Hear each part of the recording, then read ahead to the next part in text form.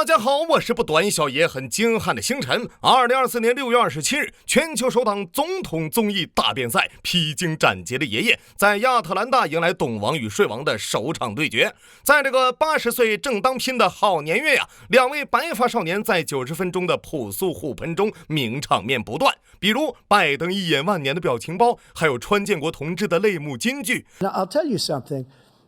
I wish he was a great president because I wouldn't be here right now. I'd be at one of my many places enjoying myself. I wouldn't be under indictment because I wouldn't have been his political opponent.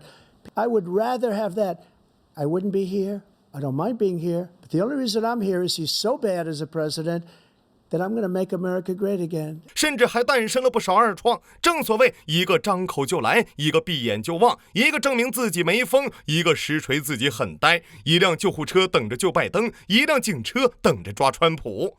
在图一乐之外，总统大辩的影响力还扩散到了美国股市，引发总统概念股的激烈震荡。由于拉胯的表现，税王政策支持的大麻、再生能源股一路狂泻，而董王宠爱的金融医疗股则盘前飙涨16%，但诡异的是收盘又回跌12%。唯一的躺赢啊，居然是两家监狱股票，一路稳涨6%。可能有人会说了啊，监狱还能上市，这是什么抽象剧情？少见多怪了吧？作为美国两大私营上市监狱巨头的 CCA 和 GEO， 曾因业绩出色被福布斯评为400家全美最优秀大公司之一，转发加3连，这就是监狱。听美利坚说。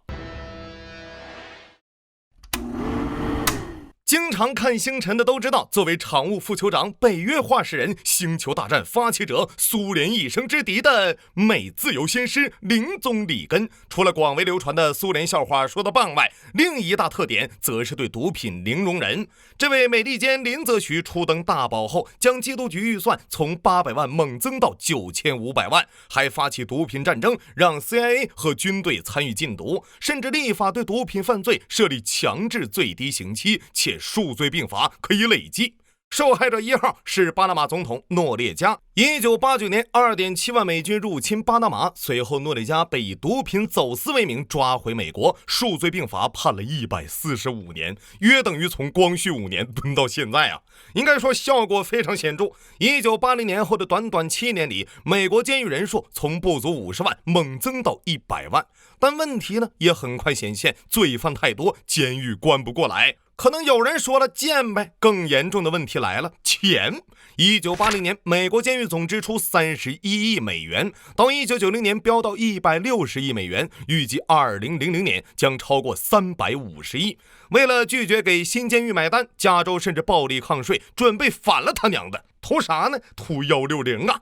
关键时刻，田纳西州共和党主席托马斯提出了一项两难自解的方案，咱可以把犯人外包啊，由政府补贴，私人惩戒，至于谁能胜任，公开招标，价低者得，这样商人能赚钱，政府甩掉麻烦，岂不是秦始皇照镜子双赢？说干就干。1983年，托马斯拉上好友，管理经验丰富的哈佛硕士罗伯特，以及监狱客源繁多的美国惩教协会副主席赫托，在田纳西州创立了全美第一家私人监狱——美国惩教公司 CCA。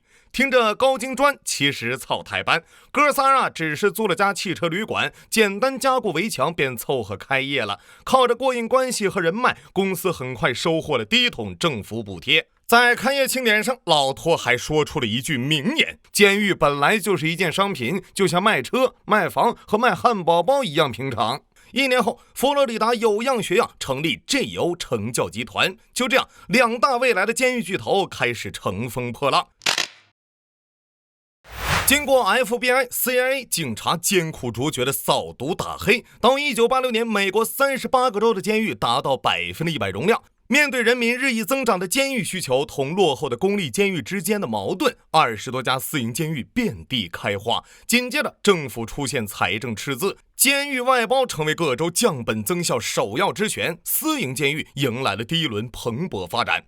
由于毛利高、业绩好，1994年两大监狱巨头 CCA 与 GEO 在纽交所敲钟上市。截至1998年，私人监狱囚犯超8.5万人，当年市场更是达10亿美元，还打入了英国、南非、澳大利亚，成为跨国企业。弹幕里的吴彦祖可能会好奇，监狱能有什么赚头呢？首先是政府补贴，有道是交够联邦的，留足州里的，剩下都是自己的。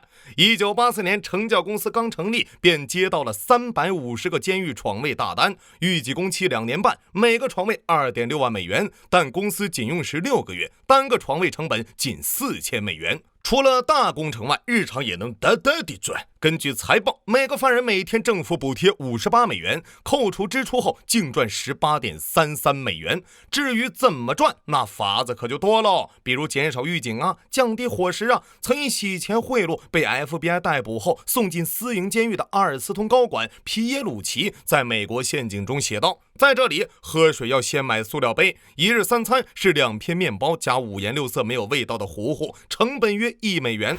不仅如此，私营监狱还别出心裁，开发了监狱第3产业创收。啥？吃不惯加钱可以定制 VIP 食物，住不舒服小问题，单间100美元的牢房供军任选，还附赠酒店床上用品和24小时热水哦。另外，罪犯还能通过监狱战略合作电话公司向外通话，只不过费用是外面的2倍，山外青山楼外楼，唱跳 rap 打篮球，总之只要给钱，监狱内外一个样啊。最有创意的当属北卡罗来纳州私营监狱，2020年他们与电信公司合作推出平板进监狱的套餐活动，内置老电影、休闲游戏的平板500分钟使用权仅售10美元，30天后到期。购买高级通行证还能看到最新热门电影，折扣价200分钟8美元，限时4天。如此恩德造化，堂下刁民还不速速跪下拜谢？什么没钱？亲，恭喜你解锁监狱技能培训服务哦！沃斯同各州政府精诚合作，为罪犯提供维护墓地、修路建房、保洁垃圾等优良岗位，且本着薅毛物镜的原则，与企业也有多重合作。这些不会罢工、绝不迟到早退、无需奖金、不用健康福利的完美求工，曾得到了微软、星巴克、苹果、戴尔等巨头的广泛好评。当然，监狱工资比最低时薪略低，但实际执行往往略有偏差。据路透社报道，2大监狱巨头的普通时薪标准高达20至40美分。囚犯、消防员等高危工作时薪会高不少。2020年加州大火，州政府紧急从监狱释放800名囚犯，帮助灭火，时薪足有1美元。什么违法？早就帮家人们打下来了。1996年，经联邦产业促进计划鉴定，囚犯工作属于志愿服务，只要符合商品仅在国外销售等条件，不用受最低时薪限制。看起来呀，私营监狱属于稳赚不赔的买卖，唯一的痛点就是犯人数量必须增长。那怎么增长呢？答：有困难找政府啊！星子有云，罪犯不断，资产千万，监狱稠密，身家过亿，罪犯吃点苦，赚过特朗普，监狱千万个，必兼马斯克。由于能否提前释放，由假释委员会根据犯人的监狱违规次数决定，那可就简单喽。对此呢，监狱公司规定，为了扎实推进监狱高质量发展，确保罪犯稳中有升，各子监狱必须坚持在降成本、增效益、增人数、抓违规上持续用力，采取一切必要措施，千方百计延长服刑时间，确保监狱蓬勃发展的良好大局。据威斯康星商学院教授研究，私人监狱违规次数比公立监狱高 15%， 而从1996年到2004年，密西西比州私人监狱的实际刑期延长了60到90天。这还没完呢！从2002年到2012年 ，CCA 还对国土安全部、监狱局、移民局、海关执法局、预算管理办公室的老爷们无偿赞助了1740万美元。如此慷慨大方回馈社会的态度，堪称感动美利坚年度最大善人。但互相帮助才是人之常情，偶尔监狱公司也会上门游说，无非是要求延长刑期、出台更严格的法律，亦或是增加监禁人数，甚至是出售公立监狱等举手之劳。不过呢，如此妙计也治标不治本，那怎么能一劳永逸呢？答：收购公立监狱呀。2011年，俄亥俄州将一所州立监狱以7270万美元出售给美国惩教公司运营，预计每年节省300万管理费，还将新增700张囚犯床位，但条件是州政府同意合同里的监狱最低入住率条款，如果没达到，政府需要为空床买单。就这样，靠着贴心细致的服务和温文尔雅的态度，私营监狱实现了政企合作的良好开端。1年后，尝到甜头的 CCA 悟了，致信全美48州各监狱官，表示愿意接盘，但必须签署一份20年的管理合同，由政府出面保证90%的监狱入住率。除了州政府的关系外，吸纳人才也必不可少。2011年5月，联邦监狱局局长哈雷退休后，被聘为美国惩教公司执行副总裁兼首席惩教官，年薪100万。2017年任上退休后，直接进入董事会。当然，如此优渥的待遇也是人凭本事挣来的。在老哈任内联邦监狱局与惩教公司签订了3300个床位的10年合约，金额7.6亿美元。截至2010年，全美拥有近200家私人监狱，关押近10万人。龙头企业惩戒公司更是以每股33.40美元傲视群雄。后来坊间又是一首林宗亲起缉毒战，天兵怒气冲霄汉，牢狱门下账不断，一清算前头关了几十万。私营监狱补贴赚，降本延期增囚犯，待到来年春花烂，君请看国会山下兴起乱。在这种极具赛博主义的商业模式下，私营监狱蓬勃发展了好一阵子，没想到一个大坎儿正在路上。2011年，宾夕法尼亚州被爆出一则孩子换金钱的丑闻，2位法官收取数百万美元贿赂，之后5年里默契配合，一名法官负责关停公立少管所，另一名法官则从重从快将3000多名青少年送进私营监狱，罪名包括行为不端辱骂校长非法闯入，甚至莫须有。此消息一出，友邦惊诧。